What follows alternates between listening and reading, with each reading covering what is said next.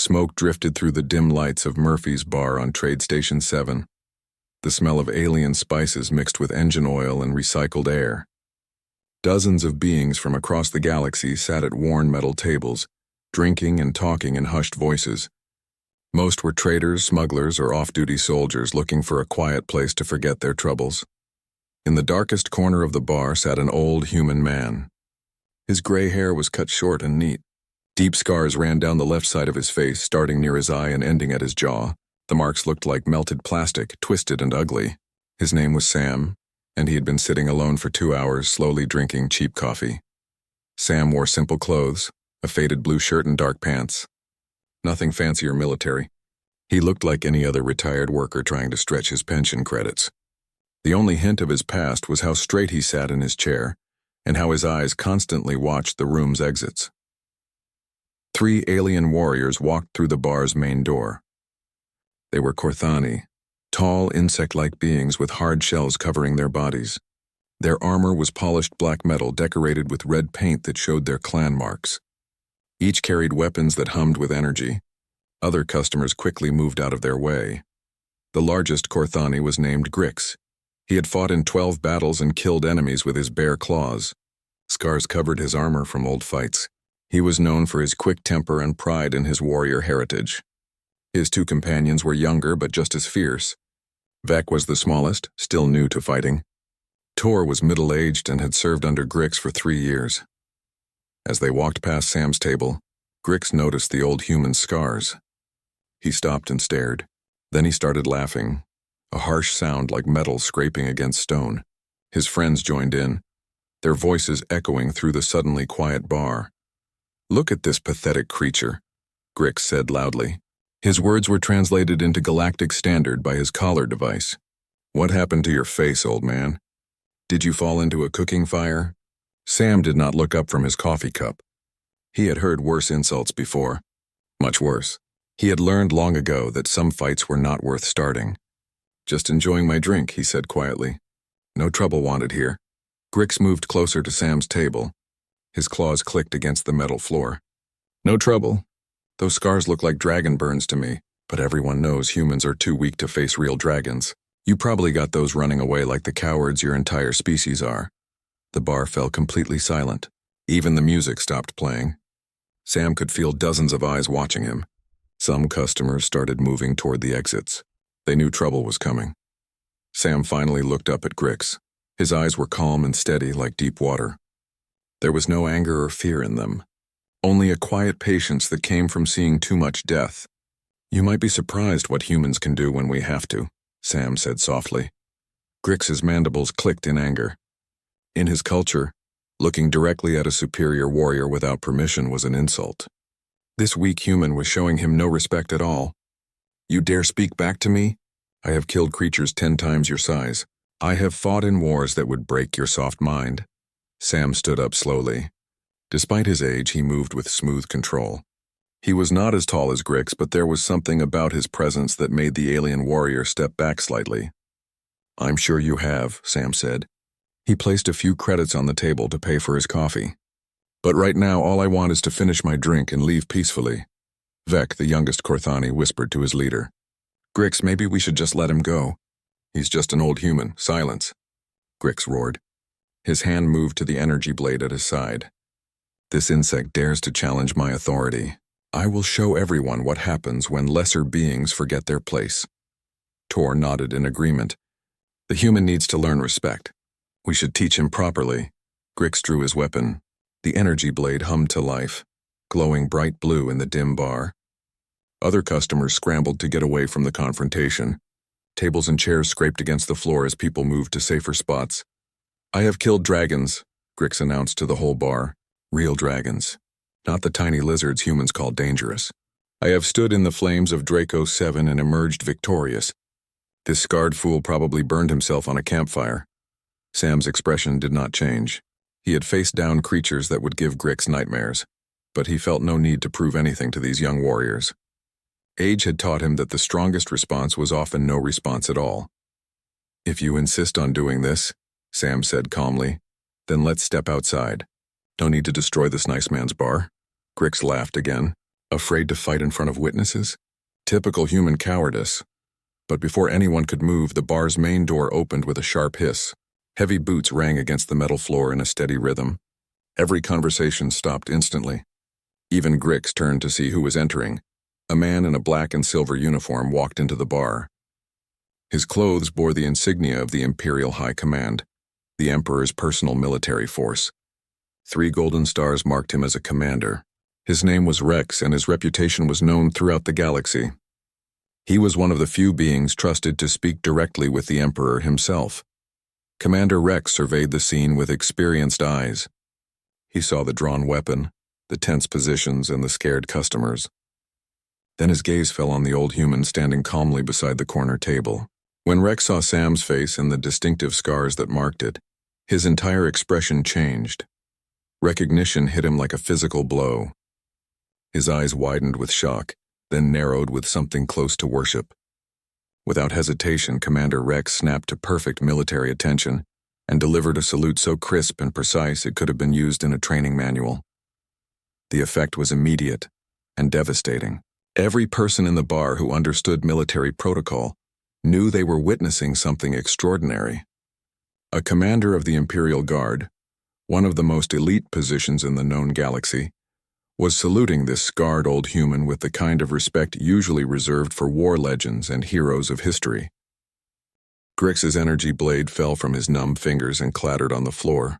The weapon's humming stopped, leaving only the sound of recycled air moving through the station's vents. His compound eyes stared in complete shock at the scene before him. Never in his 12 battles had he seen an Imperial commander show such deep respect to anyone, let alone an old human with scars. Commander Rex held his salute for a full 10 seconds, longer than military protocol required. When he finally lowered his hand, his voice carried the weight of absolute authority mixed with genuine reverence. "Major Samuel Hayes, sir, I had no idea you were stationed here." The words hit the bar like an explosion. Major Hayes. Even Grix, for all his pride and ignorance about human military history, recognized that rank. Majors in any military force were seasoned veterans who had proven themselves in real combat.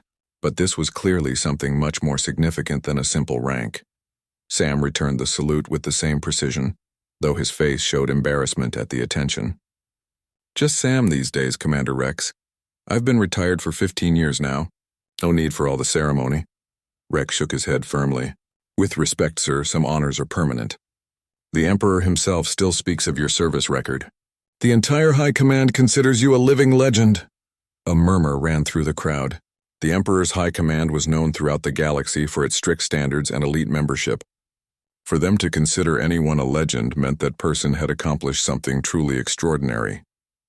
Vec, the youngest Corthani, found his voice first. "Commander, what did he do?" Rex turned to address the 3 warriors, his expression growing stern. "You were about to attack Major Samuel Hayes, hero of the Draco 7 liberation, bearer of the Imperial Star with dragon clusters, and the only being in recorded history to single-handedly kill a fully mature draconic serpent in ground combat. The silence that followed was so complete that the humming of the station's power generators seemed loud. Grix felt his legs grow weak. Draco 7 was legendary among warriors of every species. The dragons there had terrorized 3 star systems for over 2 centuries. Their plasma breath could melt through starship armor, and their intelligence made them nearly impossible to hunt. Tor's mandibles clicked nervously. "The dragons of Draco 7 are myths, stories told to frighten young warriors." "They are very real," Rex replied coldly, "and Major Hayes has the scars to prove it. Those marks you were mocking are not signs of defeat. They are battle honors of the highest order." Sam shifted uncomfortably. "Commander, you're making these young soldiers feel worse than necessary."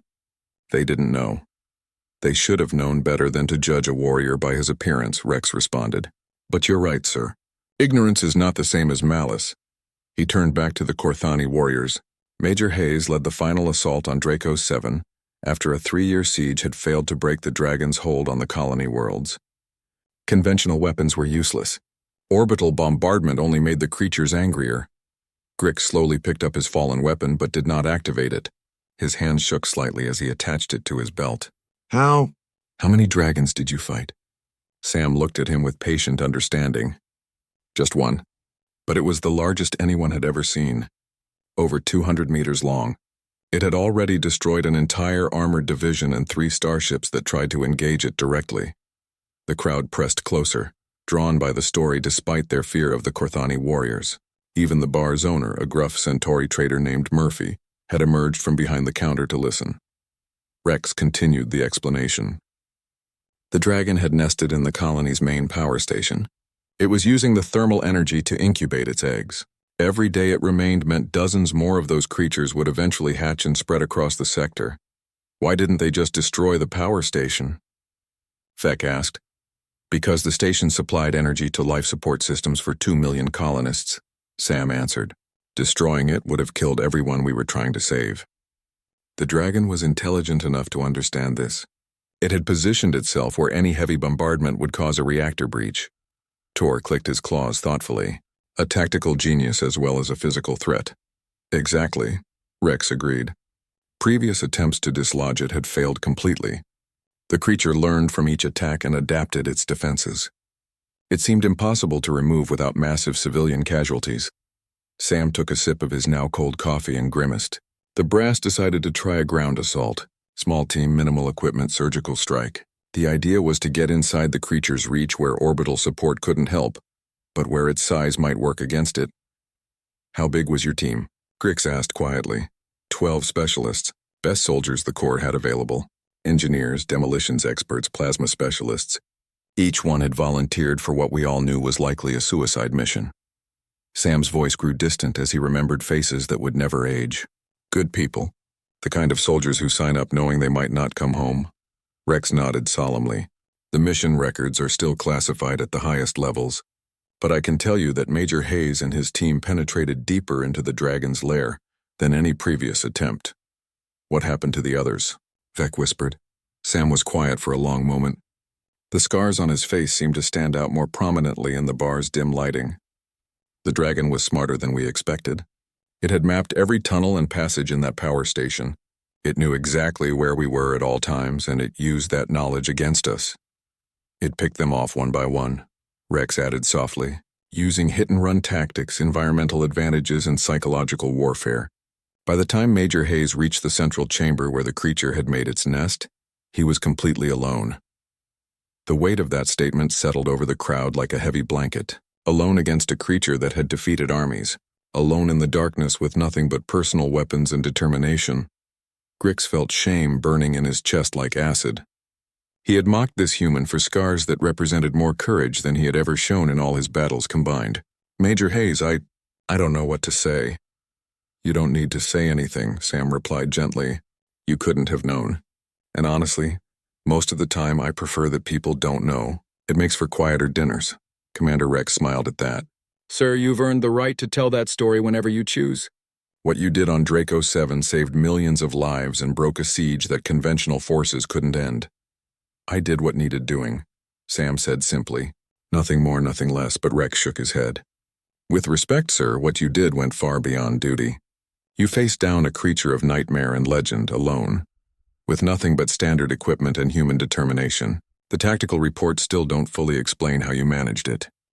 The atmospheric processors hummed softly through Trade Station 7's corridors as word of the confrontation in Murphy's bar spread like wildfire. Within minutes, crew members from dozens of ships were making excuses to walk past the establishment, hoping to catch a glimpse of the legendary Major Hayes. Security cameras that had been recording the incident were suddenly experiencing mysterious technical difficulties, ensuring that what happened next would become the stuff of spacer legend rather than official record. Inside the bar, Commander Rex maintained his formal posture as he addressed the growing crowd. What many beings don't understand about the Draco 7 campaign is that it wasn't just about killing a single dragon. That creature represented the apex of its species, the alpha that controlled the behavior of hundreds of smaller dragons throughout the sector. Sam shifted uncomfortably at the attention. He had spent 15 years trying to fade into the background of civilian life, working simple jobs on frontier worlds where nobody asked questions about scars or military service. Being recognized by Imperial Command was not part of his retirement plan. Grix stood frozen in place, his energy weapon still powered down at his side. Everything he thought he knew about human military capability was crumbling around him. The Korthani were raised to believe that physical strength and natural armor made them superior warriors to the soft-skinned species that populated most of the galaxy. Yet here stood proof that courage and tactical thinking could overcome any physical disadvantage. "Commander," said a new voice from near the bar's entrance. Everyone turned to see a stellar Navy captain in dress uniform approaching the group. I couldn't help but overhear. Captain Lisa Park, commanding the heavy cruiser Defiant. "Major Hayes, sir, it's an honor to meet you." Rex nodded to the captain. "Captain Park, I was just explaining to these Korthani warriors about the Major's service record. The Draco 7 action is required reading at the Naval Academy," Captain Park said, addressing the crowd. "Every tactical officer studies the mission parameters and tries to figure out how 12 soldiers succeeded where 3 battle fleets had failed." Vec looked between the two Imperial officers with growing amazement. "They teach about him in school." "Advanced tactical courses," Rex confirmed. "The mission has become a textbook example of asymmetric warfare and adaptive strategy under extreme conditions." Sam finally spoke up, his voice carrying a note of mild frustration. "You're all making it sound much more impressive than it was.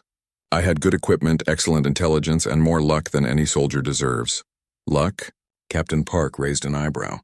"Sir, the mission logs show you adapted your approach 17 times during the infiltration. When your plasma rifle failed, you improvised explosives from power cell components. When the tunnel system proved too complex for your mapping equipment, you used the dragon's own territorial behavior to guide you to its nest." "The creature was intelligent," Sam acknowledged. "But intelligence can work against you if you become too predictable. Humans are good at being unpredictable." Tor, who had remained silent during most of the conversation, finally found his voice. "Major Hayes, how did you survive the dragon's plasma breath? Our armor would melt under such temperatures." Sam touched the scars on his face unconsciously. "I didn't survive it completely. The first blast caught me full in the face as I entered the central chamber. Should have killed me instantly. But it didn't," Rex said quietly. "Because humans have something that even our best medical scanners can't fully measure. The ability to function through injuries that would incapacitate other species." "Stubbornness," Sam corrected with a slight smile. "My grandmother always said I was too stubborn to die properly." The crowd chuckled at that, but there was an undercurrent of respect in their laughter. They were beginning to understand that they were in the presence of something special, not just a war hero, but a representation of humanity's unexpected strength. Captain Park consulted her wrist display. "Major, if I may ask, what brings you to Trade Station 7? Last reports had you working as a mining supervisor on Kepler Colony." "Heading to the Frontier Defense Academy on New Terra," Sam replied. "They asked me to help train colonial militia units. Apparently they want someone with practical experience to teach wilderness survival and asymmetric combat tactics." Rex smiled at that. "Those cadets have no idea how lucky they're about to be. Learning from the man who wrote the book on impossible missions." "I never wrote any book," Sam protested. "The Imperial War College compiled your after-action reports into a training manual," Captain Park explained. "It's called Adaptive Combat in Extreme Environments. Every Special Forces unit in the galaxy has a copy." Grix, who had been listening to this exchange with growing wonder, suddenly knelt on one knee in the traditional Korthani gesture of profound respect. His armor clinked against the metal floor. "Major Hayes, I have dishonored myself and my clan with my ignorance and disrespect. I beg your forgiveness and ask for the chance to make amends." His two companions immediately followed suit, their own armor adding to the metallic symphony as they knelt. The sight of 3 proud Korthani warriors humbling themselves before a human was unprecedented.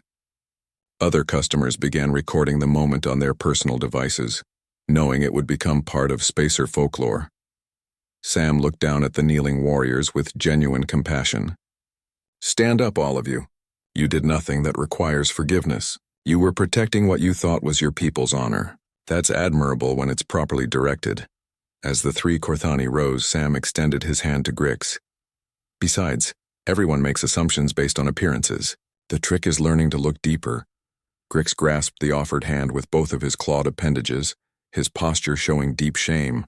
"Your wisdom honors us, Major. We will carry this lesson with us always." "Good," Sam said simply. Now who wants to buy an old soldier another cup of coffee? This one's gone cold while we've been talking. The tension that had filled the bar finally broke completely. Murphy himself came over with a fresh pot of coffee, refusing Sam's attempt to pay. On the house, Major. For life if you want it. Commander Rex checked his chronometer. Sir, I need to report back to my ship soon, but would you mind if I asked about your tactical approach on Draco 7? The classified reports have gaps that I've always wondered about. Sam settled back into his chair, accepting the fresh coffee with grateful hands. What do you want to know? How did you get close enough to kill the dragon? Every previous attempt had failed to penetrate its defenses. Sam was quiet for a moment, organizing his thoughts. Around him, the bar had filled with an expectant silence. Even the background music had stopped as Murphy leaned in to listen. The key was understanding that the dragon wasn't just a monster. Sam began. It was a parent protecting its young. Everything it did was motivated by that instinct. Once I realized that, I could predict its behavior patterns. Vec leaned forward eagerly. How did that help? Parent animals, even intelligent ones, have predictable responses to threats near their nests, Sam explained. They'll always try to position themselves between the threat and their offspring. I used that instinct to force the dragon into a position where its size worked against it. The crowd was completely absorbed now, hanging on every word of a story that had become legend, but never been told in detail by the man who lived it. Steam rose from Sam's fresh coffee as he settled deeper into his chair, the weight of dozens of expectant gazes resting on his shoulders. The bar had transformed from a simple drinking establishment into something resembling a military briefing room, with officers, traders, and even the Korthani warriors hanging on his every word. Understanding the dragon's motivations was only the first step, Sam continued, his voice taking on the measured tone of someone who had told this story to military debriefings, but never to a public audience. The real challenge was the environment itself. The power station was a maze of thermal vents, molten metal streams, and radiation pockets that would kill an unprotected human in seconds. Commander Rex nodded knowingly. The environmental suits could only provide limited protection in those conditions. Exactly. And they were bulky, slow, noisy. Everything that would get you killed when facing a creature that could hear your heartbeat from 3 levels away. Sam paused to take a sip of coffee. So I ditched the suit after the first tunnel collapse took out my team's heavy equipment specialist. Captain Park's eyes widened. You went in unprotected? Not completely unprotected. I kept the breathing apparatus and thermal regulators but stripped away everything else. It gave me mobility at the cost of safety. In an environment like that, speed was more valuable than armor anyway. Grick shook his head in amazement. The temperatures alone should have killed you. Nearly did. The ambient heat in the deeper tunnels was over 60 degrees Celsius. But humans adapt faster than most species realize. We evolved on a planet with extreme temperature variations. Our bodies know how to cope with stress that would shut down other biological systems. Tor clicked his mandibles thoughtfully. But surely the dragon detected your approach despite your increased stealth. Sam's expression grew more serious. Oh, it knew I was coming. The dragon was far too intelligent to miss an intruder in its territory. But that's where human psychology became an advantage. Most species, when they know they're being hunted, try to hide or run. Humans do something different. What? Vec asked breathlessly. We hunt back. Sam's eyes grew distant as he remembered navigating through superheated corridors while death stalked him from the shadows. The dragon expected me to try to avoid confrontation, to sneak around its patrols and security measures. Instead, I started hunting its offspring. The crowd gasped collectively. Even Commander Rex, who had read the classified reports, looked shocked. Sir, the reports didn't mention anything about targeting the eggs. Because I never actually harmed them, Sam clarified quickly. But I got close enough to threaten them. Dragon parental instincts are incredibly strong.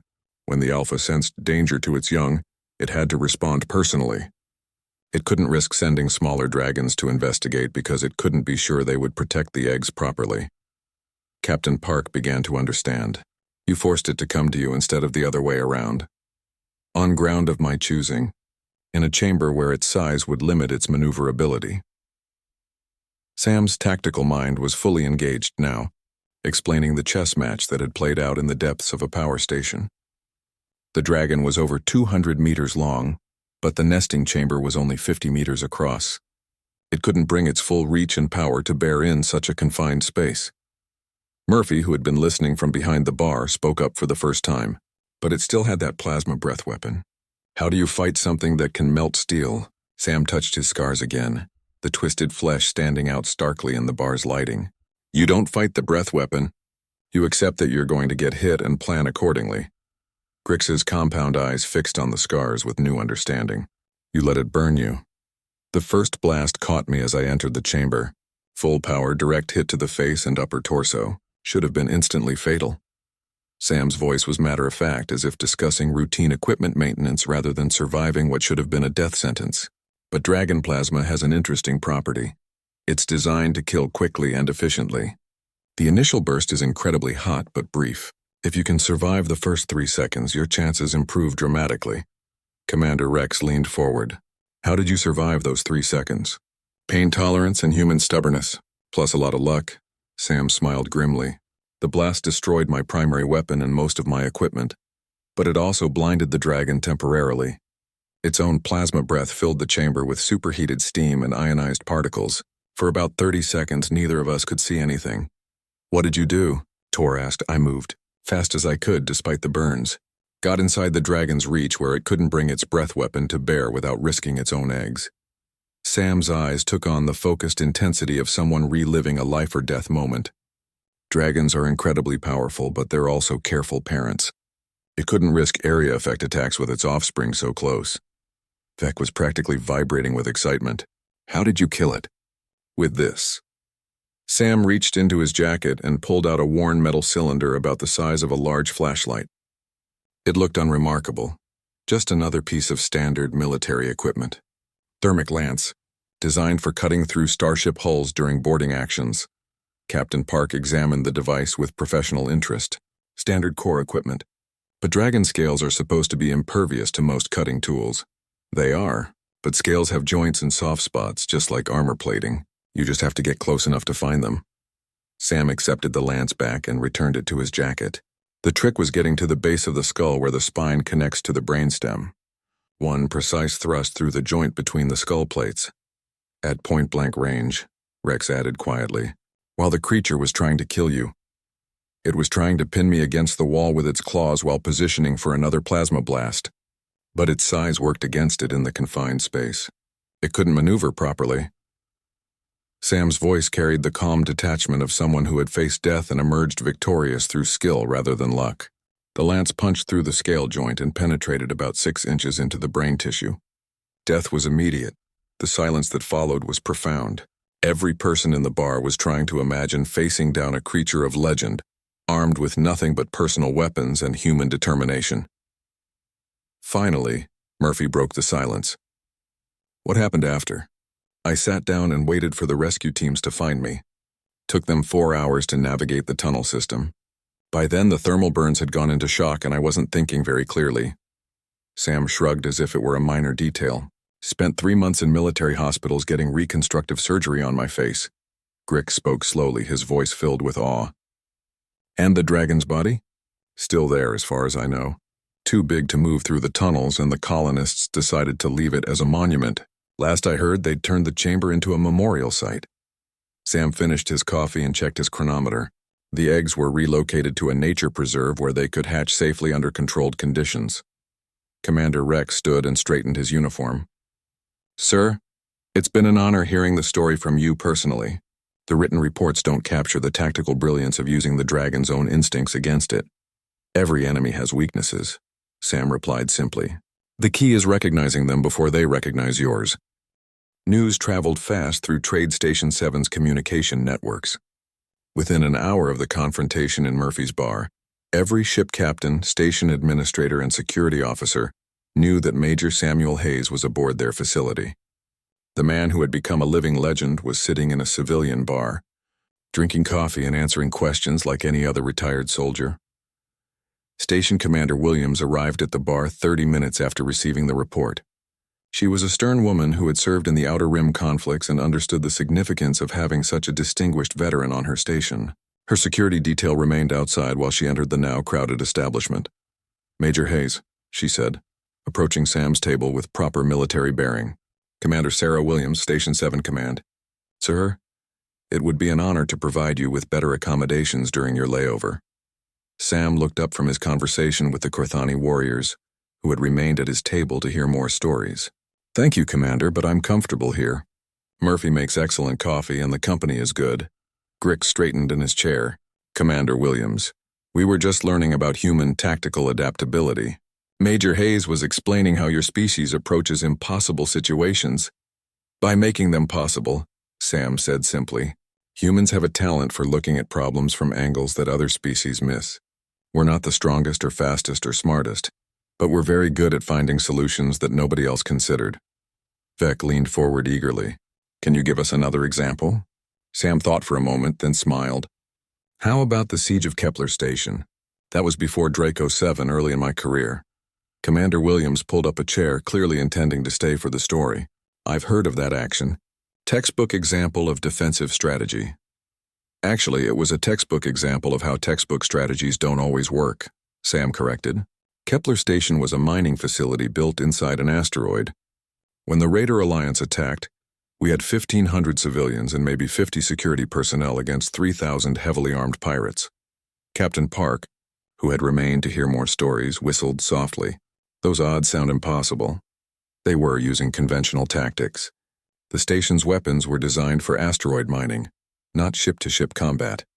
Our defensive shields couldn't withstand sustained bombardment from the Raider fleet. Every simulation showed complete defeat within 6 hours. Tor clicked his claws on the table. How did you change the outcome? By not fighting the battle they expected. Sam's eyes took on the focused look of someone explaining complex tactical concepts. The Raiders were expecting a siege. They planned to surround the station, pound it with long-range weapons until the shields failed, then board and take prisoners to sell as slaves. Standard pirate tactics, Commander Williams agreed. Maximize profit, minimize losses. Exactly. But humans don't always follow standard tactics. Instead of waiting for them to attack, we attacked first. Sam paused to let that sink in. 50 security officers and civilian volunteers against 3,000 raiders. Grix's mandibles clicked in confusion. That sounds like suicide. It would have been in a straight fight. But we didn't fight straight. We used the asteroid field itself as a weapon. Sam gestured with his hands to illustrate the tactical situation. Kepler Station was built in the middle of a dense asteroid cluster. Thousands of rocks all moving in complex orbital patterns. Navigation through the field required detailed computer modeling and constant course corrections. Beck began to understand.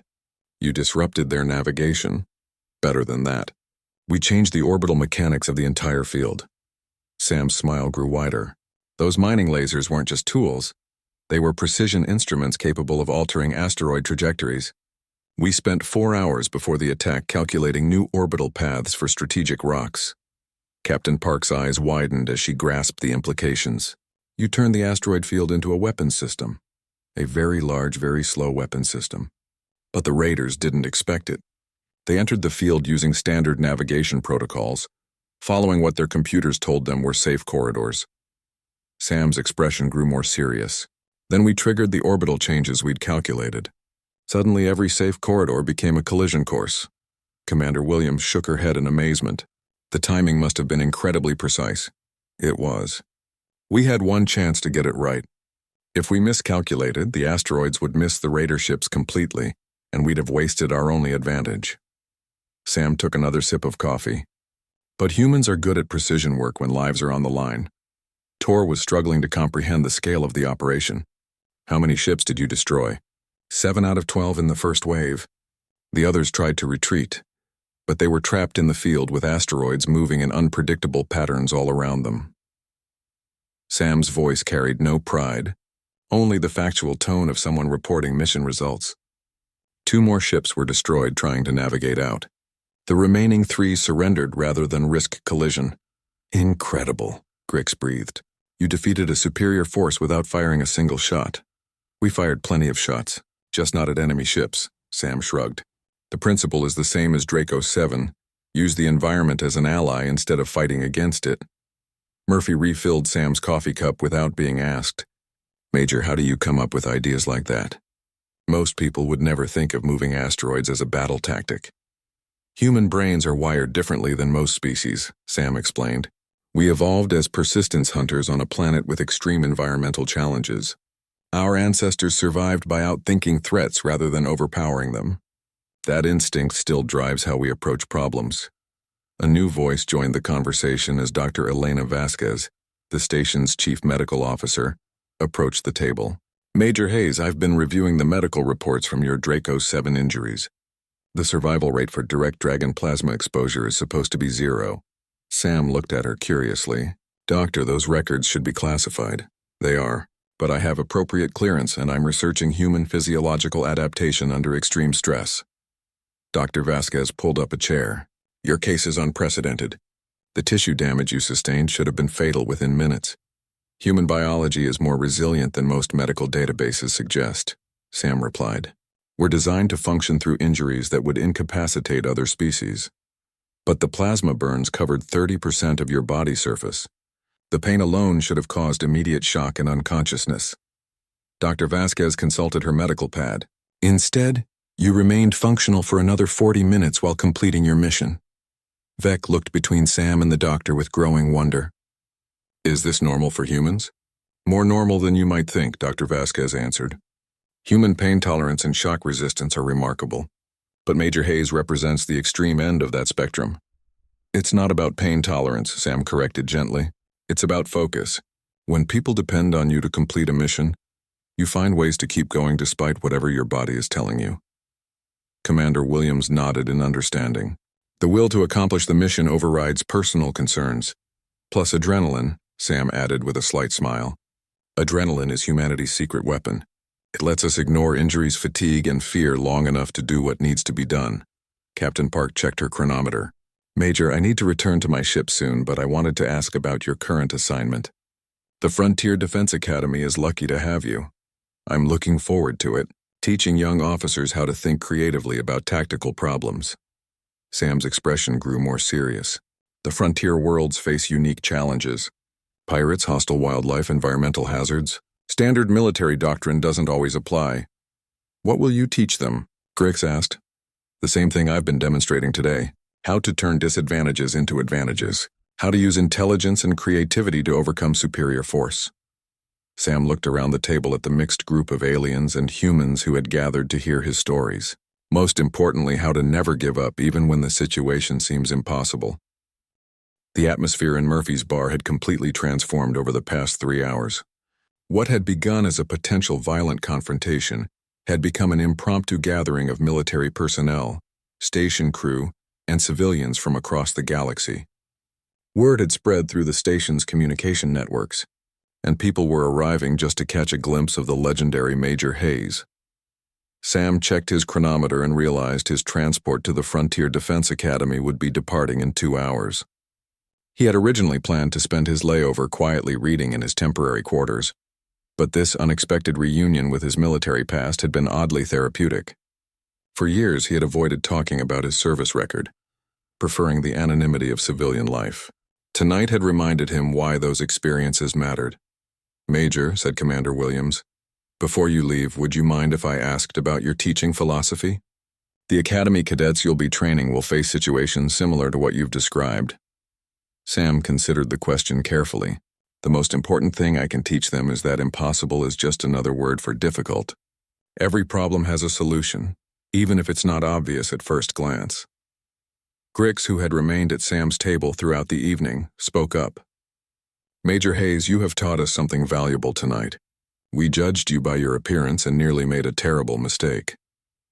Judgment based on incomplete information is a common tactical error, Sam replied, diplomatically. The key is learning to gather more data before acting. In Korthani culture, we respect only visible strength, Tor admitted. Physical prowess, armor, weapons. We never considered that strength could take other forms. Every species has different strengths, Sam said. Korthani warriors are formidable in direct combat. Your natural armor and weapon skills are impressive. But humans excel at adaptation and creative problem-solving. Neither approach is superior. They're just different tools for different situations. Beck nodded enthusiastically. Could you teach us some human tactical concepts? Our clan would benefit from understanding alternative approaches to conflict. Sam smiled at the young warrior's eagerness. The first lesson is always the same. Know your enemy better than they know themselves. Understanding their motivations, capabilities, and limitations is more valuable than any weapon. Dr. Vasquez, who had been quietly studying her medical readings, looked up from her pad. Major, I've been analyzing the physiological data from your various combat situations. The pattern is consistent. Humans seem to perform better under stress rather than worse. Stress response is definitely one of our species' advantages, Sam agreed. But it comes with costs.